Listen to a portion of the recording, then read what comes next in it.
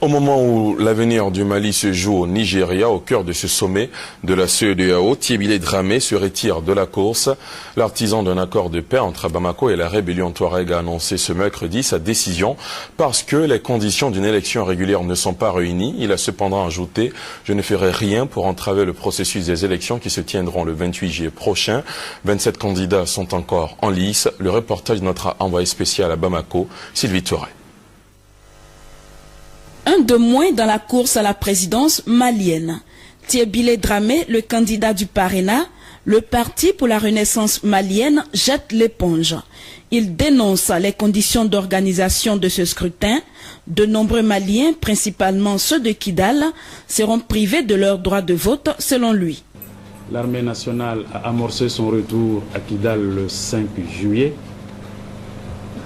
L'administration a amorcé son retour le 10 juillet, 15 jours après la date légale et officielle de clôture d'établissement des listes électorales.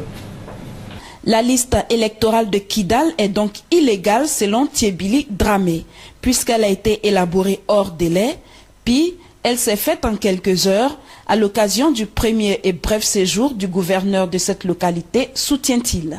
Le désormais ex-candidat, signataire de l'accord de Ouagadougou pour le compte du Mali, par ailleurs conseiller du président de la République par intérim, précise tout de même le retrait de sa candidature n'est pas un boycott de l'élection.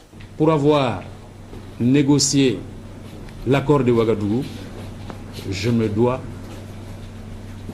d'alerter, d'attirer l'attention des uns et des autres, des pouvoirs publics et des partenaires internationaux, sur les risques que nous courons